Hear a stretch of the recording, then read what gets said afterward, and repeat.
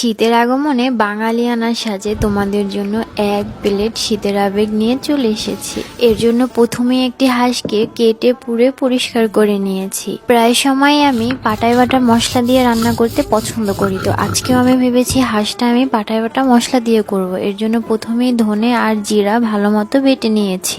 আর হাঁস রান্নার main ingredients হলো নারিকেল। নারিকেল তো দিতেই হবে, এর জন্য সাথে 1 কাপ নারিকেলও মিহি করে বেটে নিয়েছি। হাঁস রান্নার অথেন্টিক স্বাদটা পেতে হলে তোমরা কিন্তু নারিকেলটা কেউ স্কিপ করো না। তারপর একটা কড়াই নিয়ে তেল দিয়ে 4টা এলাচ, 1টা তেজপাতা, 2টা দারচিনি দিয়ে ফোড়ন দিয়ে তার ভিতরে অনেকটা পরিমাণে পেঁয়াজ কুচি দিয়ে দিলাম। এরপরে এটাকে একদম বেরেস্তার মতো করে ভেজে নিয়ে তারপর একটু পানি দিয়ে দিয়েছি। পানিটা দেওয়ার পরে ভালো মতো মিশিয়ে নিয়ে এর ভিতরে আদা রসুন বাটা, ধনিয়া জিরা বাটা আর বেটে রাখা নারিকেল দিয়ে ভালো মতো কষাতে হবে। এরপরে দিয়ে দিতে হবে পরিমাণ মতো লবণ, 1 চা চামচ হলুদের গুঁড়া, 1 চা চামচ মরিচের গুঁড়া দিয়ে আবার ভালো মতো কষাতে হবে। এরপরে পরিষ্কার করা হাঁসটাকে দিয়ে একদম ভালো মতো আবার কষাতে হবে, একটু টাইম নিয়ে কষাতে হবে। এরপরে দিয়ে দিলাম কাঁচা মরিচের ফালি, এইগুলোকে দিয়েও আমি ভালো মতো একটু কষিয়ে নিয়ে তার ভিতরে পানি দিয়ে দিয়েছি। আমি কিন্তু এতটুকু পানি দিয়ে রান্না করিনি, মাঝে মাঝে আমি পানিটা নিয়েছি আবার পানি দিয়েছি। তোমরা যদি হাঁস রান্নার অথবা যে কোনো মিট রান্নাতে যদি তোমরা ভালো একটা টেস্ট আনতে চাও তাহলে একসাথে পানি দিয়ে দিবে না কখনোই, বারবার করে একটু পানি দিবে, আবার কষাবে, পানি দিবে, কষাবে, তাহলে দেখবে রান্নার টেস্টটা অনেক বেশি বেড়ে গিয়েছে।